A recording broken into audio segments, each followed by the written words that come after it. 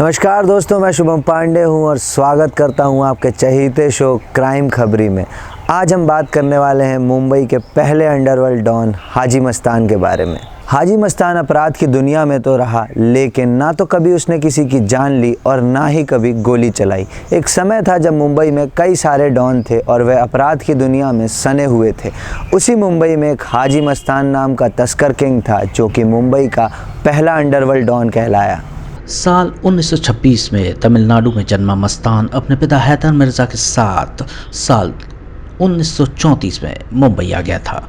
परिवार की माली हालत अच्छी नहीं थी, इसके चलते हैदर मिर्ज़ा ने मुंबई आकर कई काम किए, लेकिन हालात वैसे के वैसे ही थे। मस्तान भी पिता के साथ लगा रहता था, लेकिन उसके सपने बहुत बड़े थे। साल था 1944 और मस्तान की उम्र अब 18 की हो चली थी। उसने मुंबई डॉक में कुली का काम करना शुरू कर दिया था। इसी बीच मस्तान की मुलाकात गालिब शेख नाम के एक शख्स से हुई। गालिब ने बताया कि उसे एक खास सामान, सोने के बिस्किट और महंगी घड़ियों को उठाना होगा। ऐसे में मस्तान राजी हो गया और सामान निकाल लाया। कई बार सामान निकालने के बाद शेख और मस्तान की अच्छी दोस्ती हो गई थी और मस्तान को बहुत पैसा भी मिल गया था। साल 1950 के बाद तक मस्तान की दुनिया बदल चुकी थी। फिर साल आया 1956 और गुजरात का कुख्यात तस्कर सुकूर नारायण अब मस्तान का दोस्त बन चुका था। दोनों ने मिलकर तस्करी के धंधे में खूब पैसा कमाया और अब कुली मस्तान मिर्ज़ा का नाम माफिया मस्तान भाई हो चुका था। मस्तान मिर्ज़ा हाजी मस्तान के नाम से लोकप्रिय था। भारतीय माफिया गिरोह का एक नेता था जो मूल रूप से तमिलनाडु का रहने वाला था और बम्बई में स्थित था।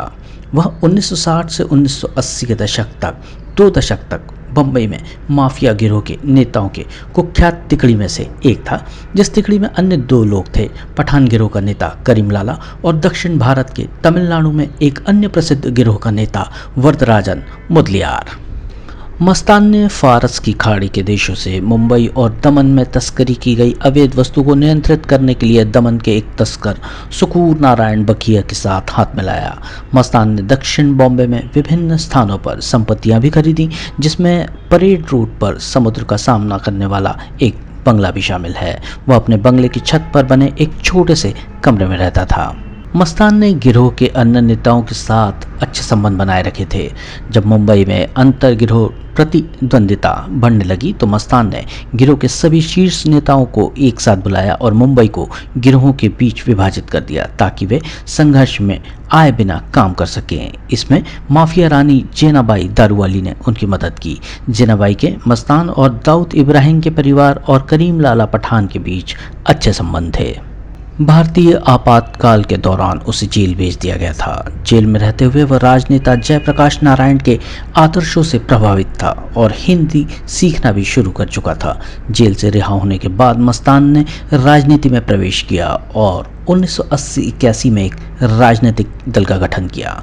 इसके बाद 1985 में इसे दलित मुस्लिम सुरक्षा महासंघ का नाम दिया गया, ताकि दलितों और मुसलमानों के वोट से वो सरकार बना सके, लेकिन ऐसा न हो सका।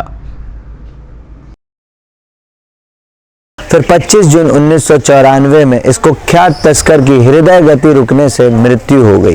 तो यह थी हाजी मस्तान की कहानी हमारी जुबानी। मिलेंगे अगले एपिसोड में किसी नई कहानी के साथ। तब तक के लिए देखते रहिए क्राइम खबरी, क्योंकि अब क्राइम पर भी है खबरी की नज़र। नमस्कार।